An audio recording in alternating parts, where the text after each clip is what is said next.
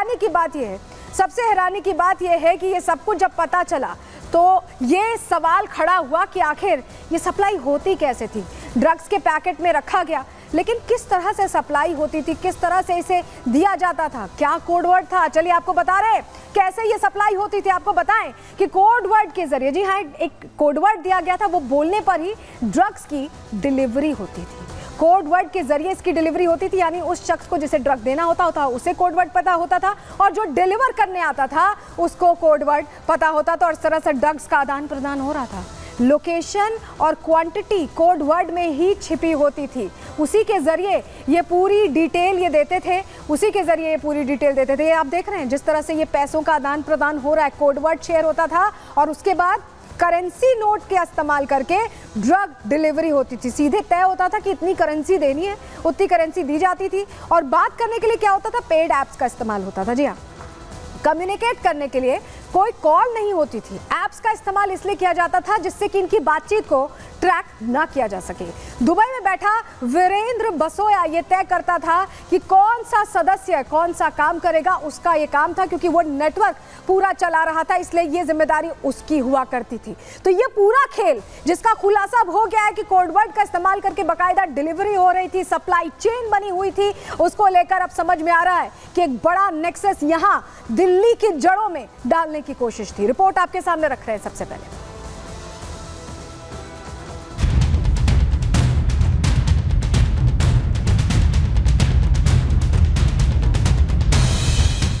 ये दो तस्वीरें अलग अलग इलाकों की हैं, अलग अलग दिन की हैं, लेकिन बताने के लिए काफी है कि दिल्ली नशे का गोदाम बनता जा रहा है। और इसी का नतीजा है कि पिछले 8 दिनों में दिल्ली में 7600 करोड़ का कोकेन पकड़ा गया है, जो दिल्ली के इतिहास में अब तक की सबसे बड़ी कार्रवाई है। दिल्ली के महिपालपुर में हुए एक्शन की तस्वीरें आपने देखी होंगी, लेकिन अब रमेश नगर में मौजूद इस गोदाम को देखिए।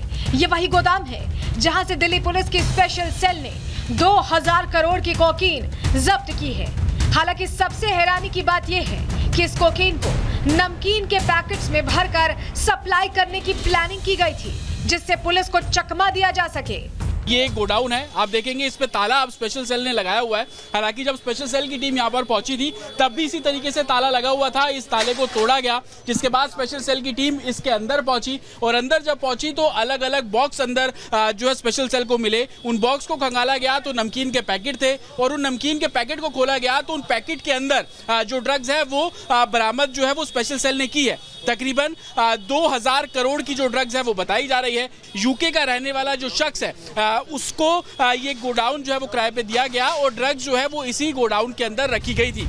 इस गोदाम को दुबई में छिपे बैठे ड्रग्स माफिया वीरेंद्र बसोया के सिंडिकेट से जुड़े एक सदस्य ने किराए पर लिया था।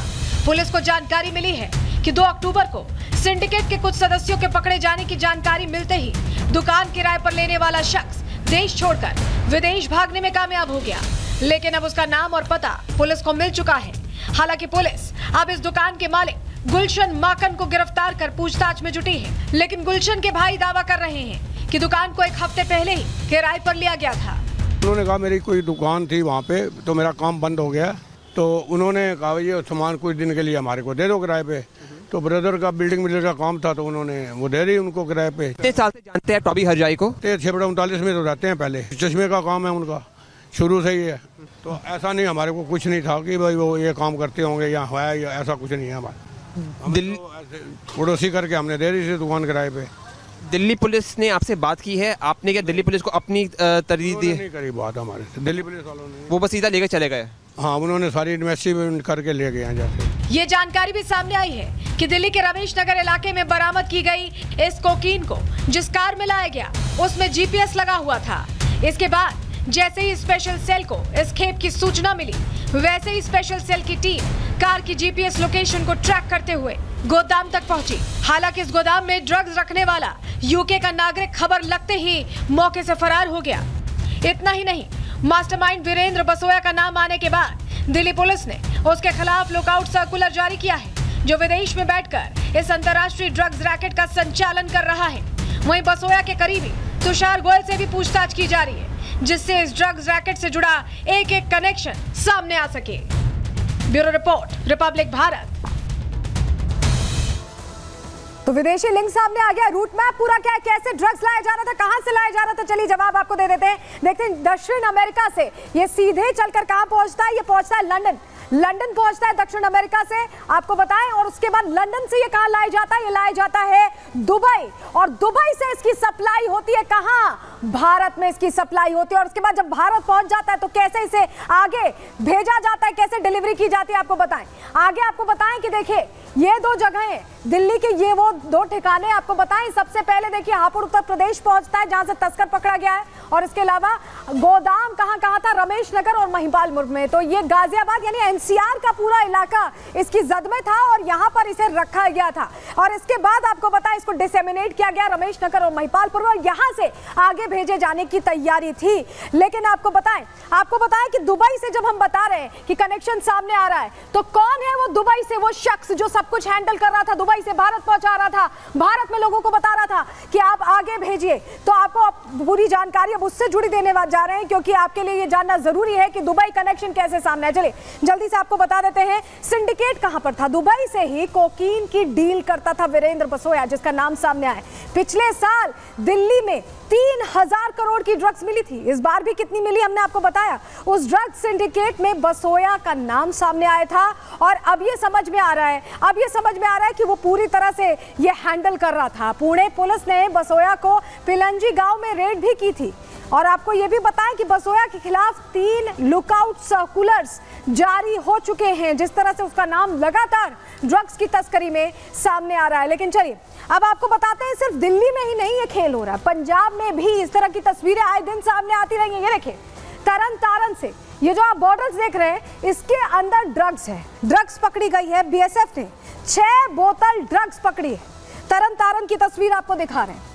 तो ये सारा जो तस्करी का खेल चल रहा है सीमा पार से भी और यहाँ भी जिस तरह की तस्वीरें सामने आ रही हैं, क्या तैयारी थी, आखिर किस लिए इतनी बड़ी खेप 7600 करोड़ अगर हम कह रहे हैं तो आप अंदाजा लगा सकते हैं कीमत इतनी है तो ड्रग्स कितनी होगी। तो आप सोचिए ये कहां सप्लाई की तैयारी थी। चलिए आपके सामने जल्दी से अब जानकारी इससे जुड़ी भी रख देते हैं। ये आप देख रहे हैं कॉन्सर्ट्स के लिए इसकी तैयारी की जा रही थी, ऐसा अंदर खाने से जानकारी मिली है सूत्रों के हवाले से। ड्रग्स खरीदने वाले डीलर्स की अब पुलिस तलाश कर रही है, क्योंकि हर लिहाज से जांच की जा रही है, हर एंगल से जांच की जा रही है। मनोरंजन जगत के कुछ नाम भी इसमें सामने आ सकते हैं, किस तरह से नेक्सस जुड़ा हुआ है आप समझ रहे हैं। कॉन्सर्ट्स, म्यूजिक फेस्टिवल में बताया जा रहा है कि सप्लाई करने की आशंका थी। इस एंगल से जांच को दिल्ली की जो स्पेशल टीम है वो आगे बढ़ा रही है। दिल्ली, मुंबई और गोवा में बड़े कॉन्सर्ट्स होने वाले हैं और उसी में युवाओं को इस नशे की खेप सप्लाई करके उन्हें इसे खपाने की कोशिश थी और कॉन्सर्ट्स के लिए इसे स्टॉक किया जा रहा था, बड़ी संख्या में जमा किया जा रहा था, बड़ी मात्रा में, जिसका खुलासा अब दिल्ली पुलिस की स्पेशल सेल ने कर दिया है और एक तरह से पूरे सिंडिकेट का भी खुलासा हो गया। इस मामले में आगे जांच चल रही है। चलिए अब आगे बढ़ते हैं, अगले सेगमेंट का आप रुख कर लेते हैं, जहां आपको बताएं कि लखनऊ में आज एक अलग ही तस्वीर देखने को मिली और कल रात से ही बल्कि कहें कि ये तस्वीर देखने को मिल रही थी, क्योंकि सियासत का एक जुदा अंदाज जयंती पर देखने को मिला। बात अब उसी की करेंगे।